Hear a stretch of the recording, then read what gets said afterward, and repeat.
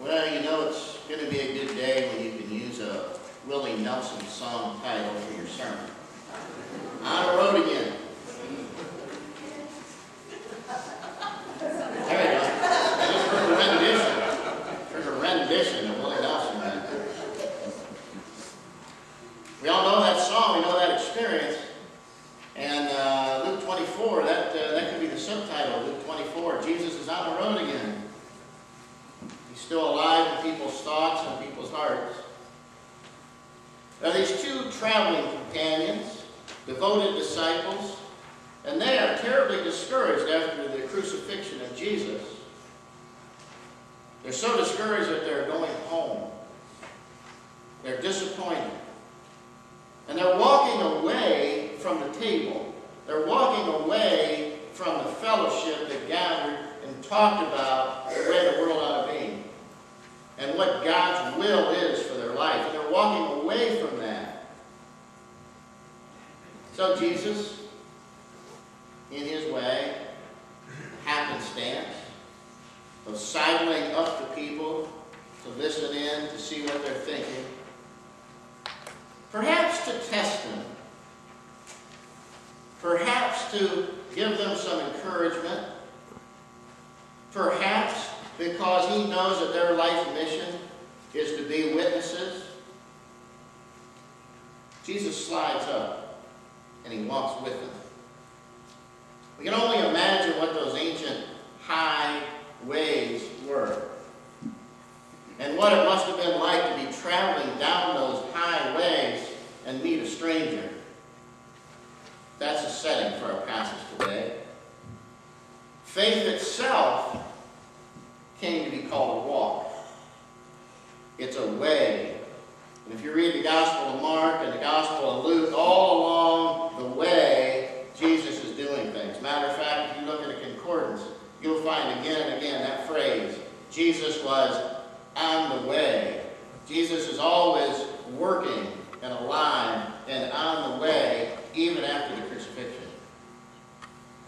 So Jesus asked them the question of life.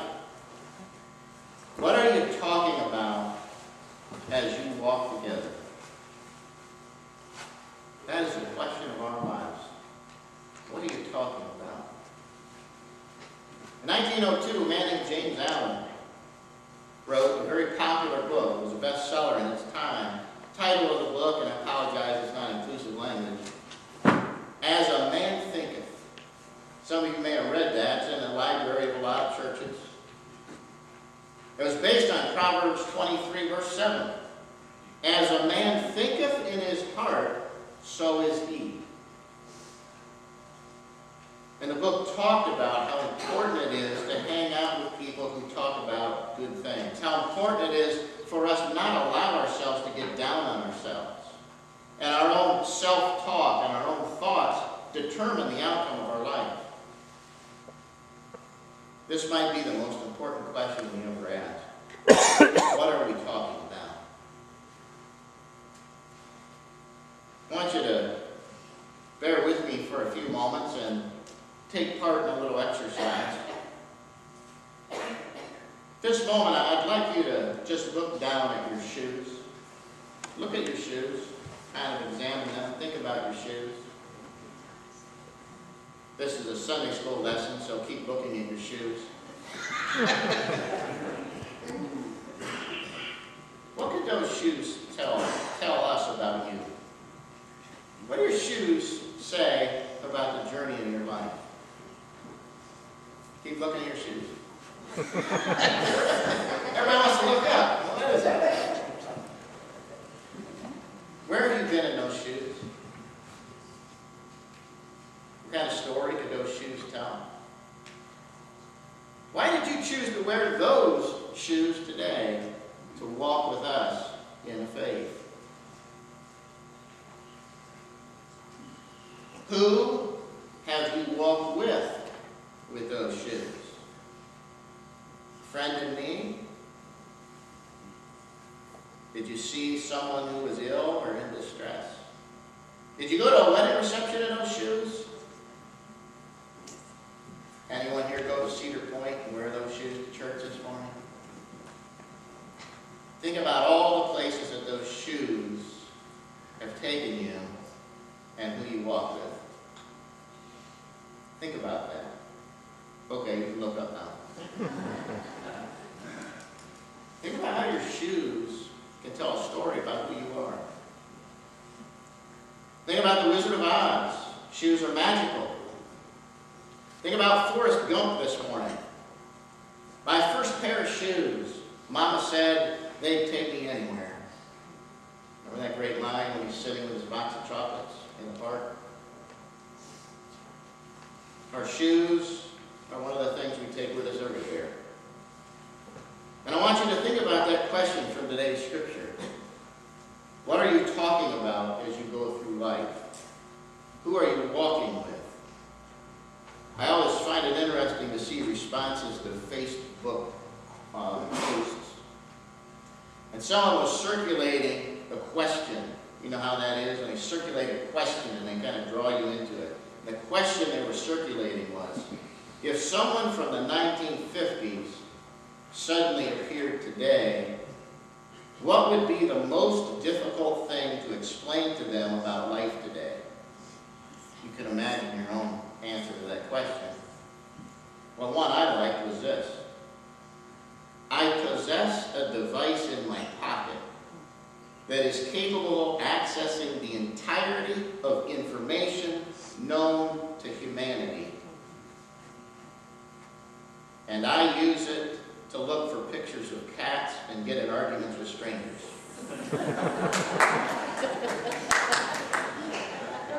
Think about what we're discussing on the way. We follow in the footsteps of people we admire, right? People who've made a difference in our lives. And we realize that technology is not enough to save us. Technology is a reflection of where our minds are. It doesn't make a satisfied life. We have to follow in the footsteps of the people that we admire because their life was full of purpose. And the Bible is full of those people, foremost of which was Jesus. And who you walk with will determine what you talk about. Think about that. And there's an old saying, if you are the smartest person in the room, then you're in the wrong room. Because we always need to be growing. We always need to be stretching ourselves. We always need to know that there's wisdom in our collective community. The second thing that happens in our story today, beyond walking in shoes, is the heart. And if you can find it, feel your pulse this morning. It's probably somewhere on your wrist. Or your ankle, I hope. This might be a good test. See that? That heartbeat? Feel it? 3 times in our passage, the heart takes center stage. Everyone has a heart. We have to learn how to use it. Jesus, when he's explaining to the disciples, he says, "Why are you so slow of heart to believe?" What would our life be like if we were quick of heart to believe?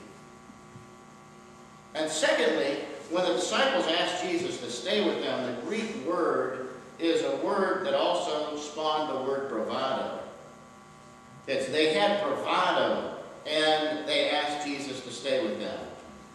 They constrained Jesus. They urged Jesus. They, in our passage today, begged Jesus to stay with them. This is a term of the heart. And third, when the disciples realized who Jesus was, they said, didn't our hearts burn within us?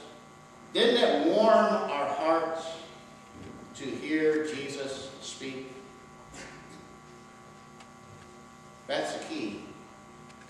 You have to find the thing that warms your heart.